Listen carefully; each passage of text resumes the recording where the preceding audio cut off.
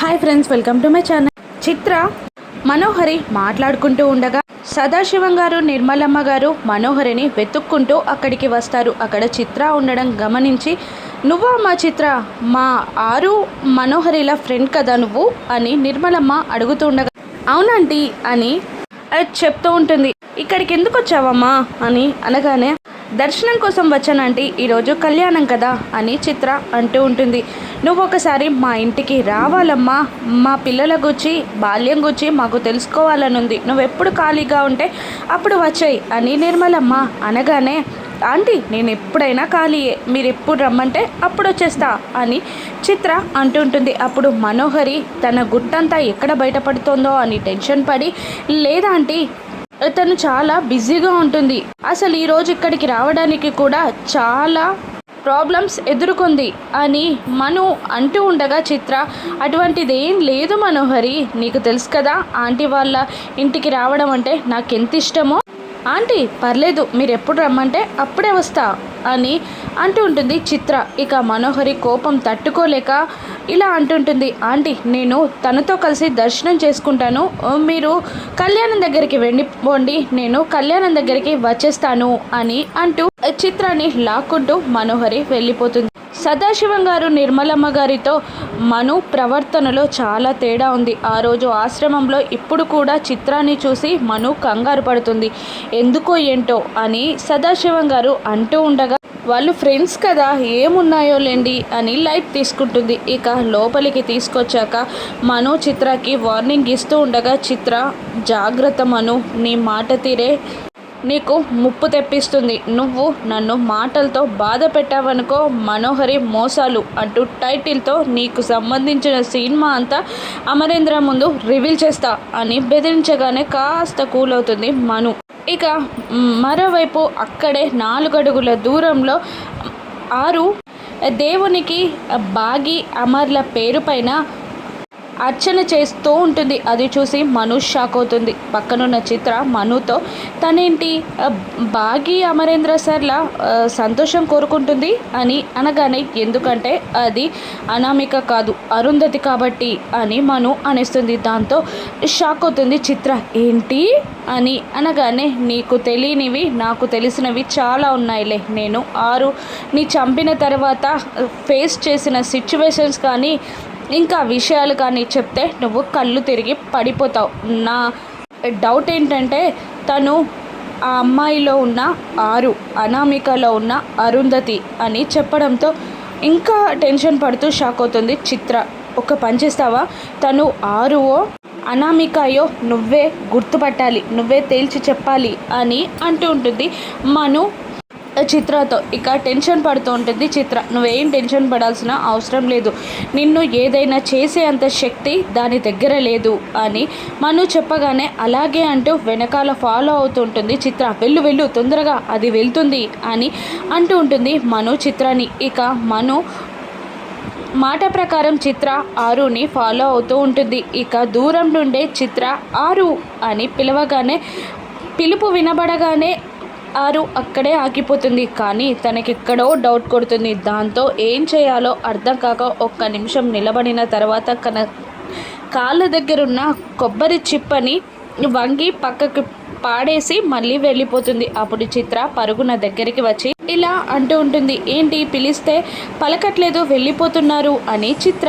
అనగానే, మీరా నా పేరు పెట్టి పిలిచినట్టు అనిపించలేదు, అందుకే వెళ్ళిపోతున్నా అని ఆరు చెప్పేస్తుంది. దాంతో అవునా అనామిక గారు, ఓహో అని అంటూ, ఎలా ఉంది జాబ్, పిల్లలు ఎలా ఉన్నారు అని మాట్లాడుతూ రెచ్చగొట్టడానికి ట్రై చేస్తూ, అయినా 4 పిల్లల్ని చూసుకోవడం చాలా కష్టం కదండి, అయినా తల్లి లేక వాళ్ళు అల్లరిగా మారిపోయారు, ఆరు ఉన్నప్పుడు కూడా సరిగ్గా పెంచలేదేమో, ఇంకా ముఖ్యంగా ఆ చిన్నపిల్ల అయితే పెద్ద గడుగ్గా ఎంట కదా అని అంటూ ఆరుని రెచ్చగొడుతూ ఉంటుంది చిత్ర. దూరం నుండి ఇవన్నీ గమనిస్తూ ఉంటుంది మను. ఇక తన పిల్లల్ని కామెంట్ చేసేసరికి ఆరు కోపంగా, అయినా పిల్లల్ని పెంచడం మీకేం తెలుసు, అలా మాట్లాడుతున్నారు, నాకు తెలుసు పెంచడం అని నోరు జారి కష్టంగా ఆపుకొని బాగికి పెంచడం తెలుసు అని అనేస్తుంది ఆరు.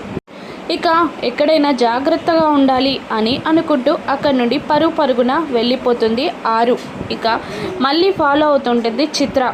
అమర్ బాగి కలిసి ప్రదక్షిణాలు చేస్తూ ఉంటారు. అమర్ కాస్త స్పీడ్గా నడుస్తూ ఉండగా బాగి ఫాలో అవుతూ ఉంటుంది. ఒక చోట అమర్ మొక్కుకోకుండా డైరెక్ట్గా వెళ్ళిపోతూ ఉండగా బాగి ఏమండి ఆగండి అని పిలిచి అక్కడికి రమ్మని చెప్పి మీరు ఇక్కడ మొక్కుకోవాలి ఇలా మొక్కుకోవాలి అంటూ తను మొక్కి చూపించి అమర్ని చెయ్యమన్నట్టు సైగ చేస్తుంది. దాంతో అమర్ కూడా అలాగే చేస్తాడు. గుళ్ళో అమర్ చేయిని గట్టిగా పట్టుకొని నడుస్తూ ఉంటుంది బాగి. అమర్ బాగీనే మైమర్చిపోయి చూస్తూ ఉంటాడు. అలా కాసేపు దండం పెట్టుకొని కాసేపు అమర్ చేయిని పట్టుకొని నడుస్తూ ఉంటుంది. ఆ తర్వాత మరొక చోట దేవుని గుడిలో బాగి దండం పెట్టుకుంటుండగా అమర్ ఒక్క నిమిషం దండం పెట్టుకొని వదిలేసి వెళ్ళిపోతాడు. ఇక ఫాలో అవుతూ ఉంటుంది బాగి. అమర్ అలా స్పీడ్గా వెళ్తూ ఉండగా తన ధోతి ఊడిపోతుంది. అది చూసి చుట్టూ వాళ్ళందరూ నవ్వుతూ ఉంటారు. బాగి ఆ ధోతిని సెట్ చేయడానికి చాలా అవస్థలు పడుతూ ఉంటుంది. అమర్ వెనకాల పరుగు తీస్తూ ఉంటుంది. ఇక ధోతిని పట్టుకొని అమర్కి చెక్కబోతుండగా అమర్ ఒక్కసారిగా వెనక్కి తిరిగి ఏం చేస్తున్నావు అని అంటూ ఉండగా బాగి అమర్ని పక్కకి లాగేస్తుంది. ఏం చేస్తున్నావు అని అంటూ ఉండగా అమర్ మాటలు వినకుండా బాగి అమర్కి ధోతిని చెక్కేస్తుంది. ఇక దాంతో తనని టచ్ అవ్వడంతో అమర్ కోపంగా అని అరుస్తాడు.